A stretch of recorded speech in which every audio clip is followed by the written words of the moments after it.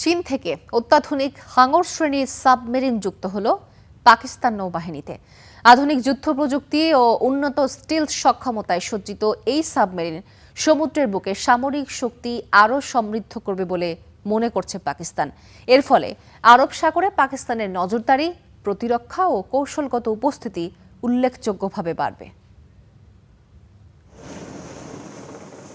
দক্ষিণ এশিয়ার ভূরাজনীতি ও সমুদ্রসীমার নিয়ন্ত্রণ নিয়ে যখন উত্তেজনা বাড়ছে, ঠিক তখনই নিজেদের নৌবহরে প্রথম হাঙর শ্রেণীর সাবমেরিন যুক্ত করল পাকিস্তান। বৃহস্পতিবার চীন থেকে কেনা অত্যাধুনিক হাঙর শ্রেণীর এই সাবমেরিন এসে পৌঁছায় করাচি বন্দরে। করাচি নেভাল ডকইয়ার্ডে এক জমকালো অনুষ্ঠানের মাধ্যমে সাবমেরিনটিকে স্বাগত জানায় পাকিস্তান নৌবাহিনী। এর আগে গত এপ্রিল মাসে চীনের সানিয়া শহরে পাকিস্তান নৌবাহিনী তাদের হাঙর শ্রেণীর সাবমেরিনটি আনুষ্ঠানিকভাবে নিজেদের বহরে যুক্ত করে। এ অনুষ্ঠানে পাকিস্তানের প্রেসিডেন্ট আসিফ আলী জারদারি প্রধান অতিথি হিসেবে উপস্থিত ছিলেন।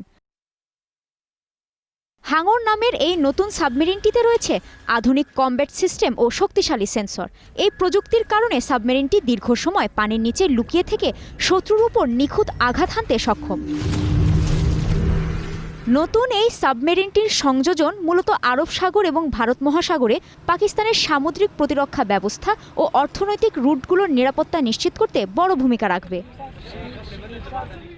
হাঙর শব্দটি বাংলা ভাষা থেকে এসেছে, যার অর্থ শার্ক। ১৯৭১ সালের আগে বাংলাদেশ পাকিস্তানের অংশ থাকাকালীন সময়ের নৌবাহিনীর ঐতিহ্যের প্রতি সম্মান জানিয়ে এই নাম ব্যবহার করা হয়েছে।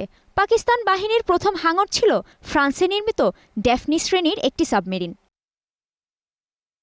পাকিস্তানের এই সামরিক সক্ষমতা বৃদ্ধির বিষয়টি স্বাভাবিকভাবেই এই অঞ্চলের অন্যান্য দেশের নৌশক্তির ওপরও প্রভাব ফেলছে। প্রতিবেশী ভারতের দিকে তাকালে দেখা যায় তাদের বহরে বর্তমানে ১৬ থেকে ১৮টি সক্রিয় সাবমেরিন রয়েছে।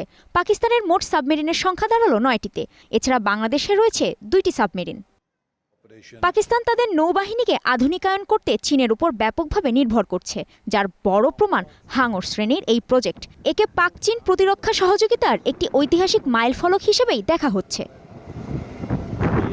কাজী শাহরিন, স্টার নিউজ।